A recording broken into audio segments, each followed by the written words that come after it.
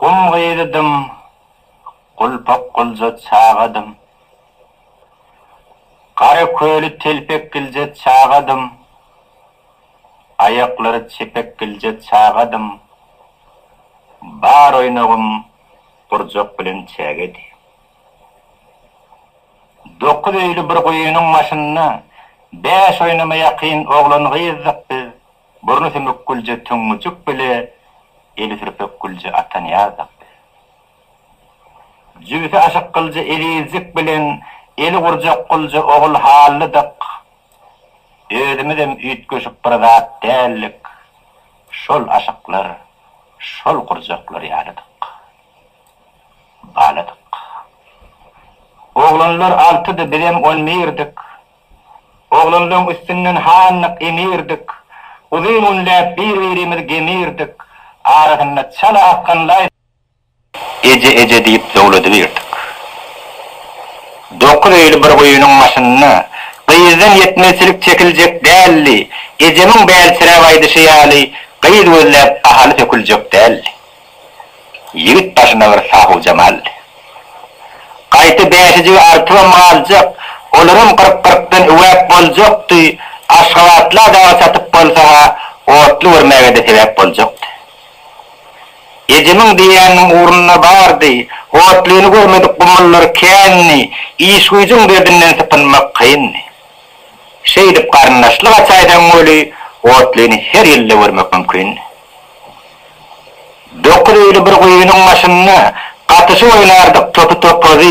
Hiç saçan bolmandı bizde oğlanlar toparı, bayırlar toparı. Katışı oynardık görüp kaçtığını. Katışı oynardık eşek minliğini. Tüngücü on biri minseminenler yöne bizim ken miniptik tüngüyünü. Onu respe karamçılle hemişe. Şonsa da tizden eşekçi vardı. Yöne onun adı tüngü olsa da ören rahatça arkası vardı.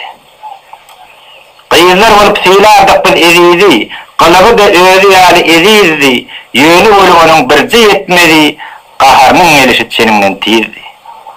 Karam etmez, karam ederken kaharlanırdı, buğulağına onun yetmedi değerli, artıklığım deyip doğru olurdu.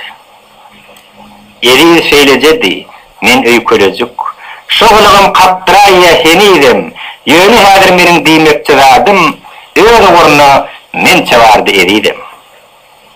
Yok, eriyiz değil. Eriydim.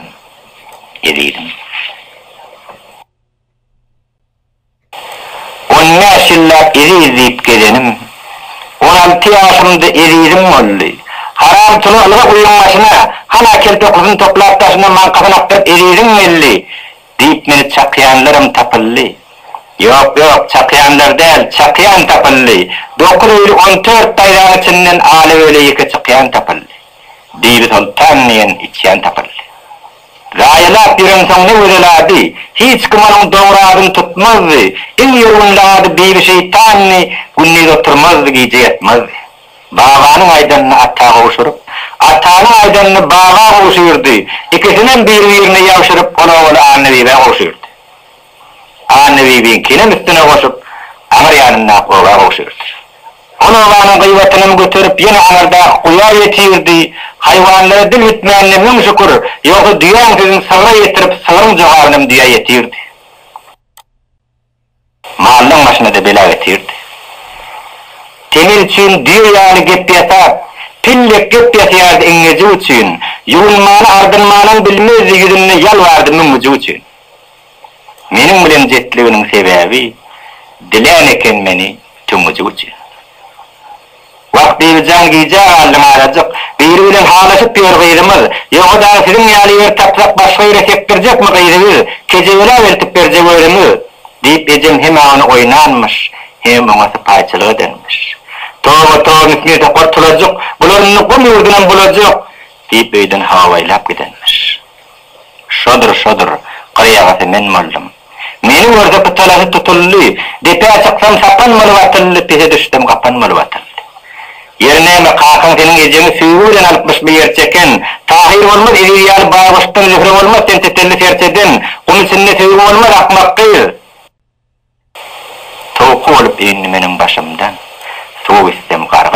Onda ilimden sudan gelsem qarga boldy taşımdy. Nira varsam qaqını gönnerdi. Ne içerde, ne daşarda gönnerdi. Yönü oli menim üçün şu günler en bagatlı, en acayip günlerdi. İçeri girsem edidim vardı. Daşarıp çıksam edidim vardı. Şu günler ikisem olsa yanımda bilemek bir dünyam nenin sordu. Bir edidim akşam öye ölemdi, ağırma bağlam deyip öyden çıkardı. Bir edidim kuyat vol ölemdi, ağırma leylem deyip çavuş şakardı. Kâte çavuş şakıp bilmedi. Karagözler çavuş şakıp bakardı. Yakardı ol karagözler yakardı. Birisinden ediyizdi olur.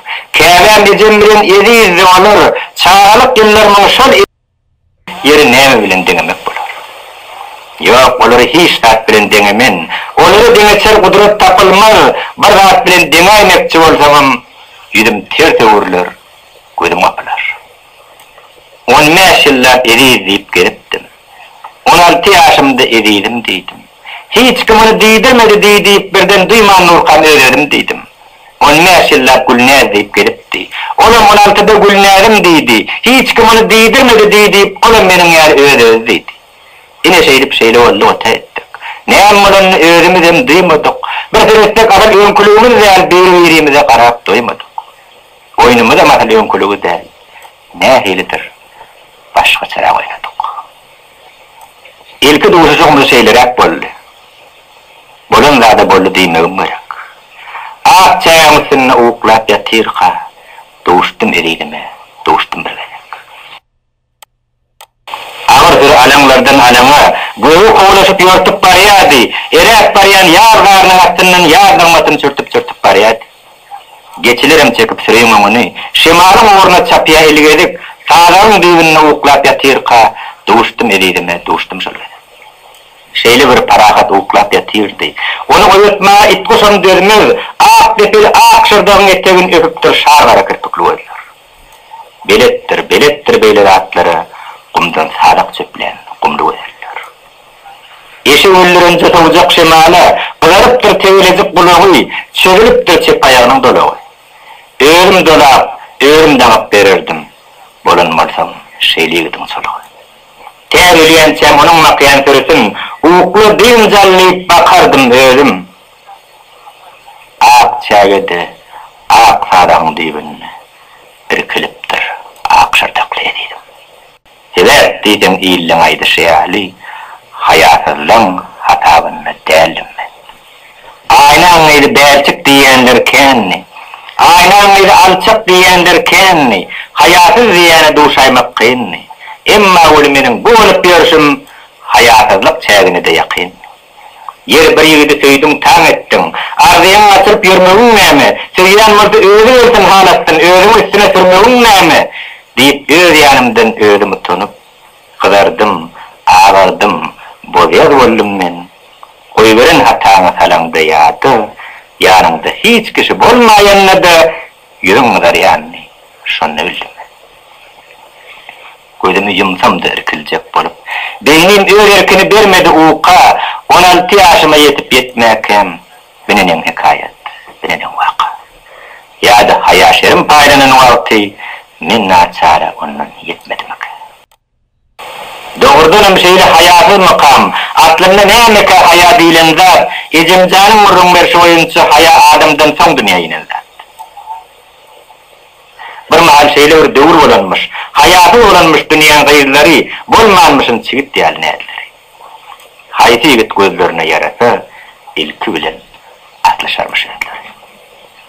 Allah bu ahvalı dergadap bolup, haya diyen zat iyinlerinmişin, şeyle bütün dünyanın gelin gayırlarını ulu bir beladan deyinlerinmiş. Şundan son gayırların ödüla katman, yigitlerin orta başlanmış dedi. Hava, bu rivayet, acab rivayet, utunç, en birinci bireydir bize. Hava bir hikayet, tadin hikayet. Onu yansılamak yürümünde yok. Yigitlerin oyundan atlaşıp yürün beyle gayırlar tutuş karımında yok. Yönü böyle söyleyenini bilen son, ilki ölen kıyzım duydurup bilir. Farkına ememişsin, ikiden bulur.